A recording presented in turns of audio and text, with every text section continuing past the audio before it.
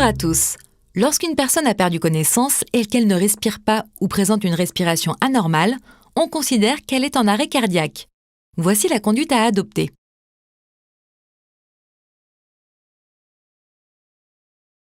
En présence d'un arrêt cardiaque, chaque seconde est précieuse.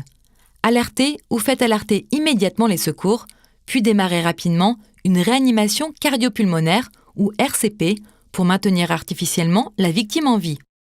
Le principe de la RCP est de répéter continuellement, jusqu'à l'arrivée des secours, des cycles de 30 compressions thoraciques suivis de 2 insufflations. Si vous le pouvez, faites-vous relayer par un autre sauveteur toutes les 2 minutes et interrompez le moins possible les compressions.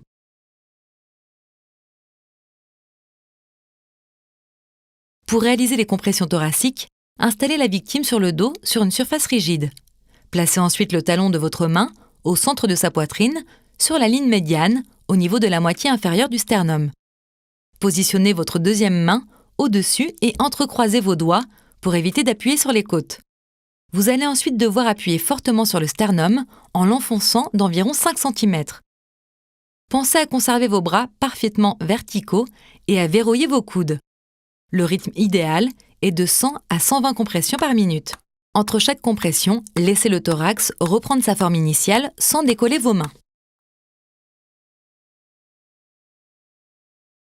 Lorsque vous avez réalisé 30 compressions thoraciques, vous devez alterner avec 2 insufflations. Pour cela, basculez d'abord la tête de la victime en arrière et pincez-lui le nez avec vos pouces et index. Avec votre deuxième main, ouvrez-lui légèrement la bouche en maintenant son menton relevé. Ensuite, inspirez et placez votre bouche largement ouverte autour de la sienne en appuyant pour éviter les fuites d'air. Insufflez progressivement jusqu'à ce que la poitrine de la victime commence à se soulever. Relevez votre tête, reprenez votre souffle et insufflez une seconde fois de la même façon. Attention, vous ne devez pas mettre plus de 5 secondes pour réaliser ces 2 insufflations. Après cela, repassez aux compressions thoraciques et continuez à alterner jusqu'à l'arrivée des secours. Si la poitrine de la victime ne se soulève pas lors des insufflations, assurez-vous que sa tête est en bonne position et qu'il n'y a pas de fuite d'air. Vérifiez également qu'elle n'a pas de corps étranger dans la bouche et retirez-le si nécessaire. Si vous ne pouvez pas réaliser les insufflations ou si vous ne vous en sentez pas capable, réalisez uniquement les compressions thoraciques sans interruption. Merci de votre attention et à bientôt!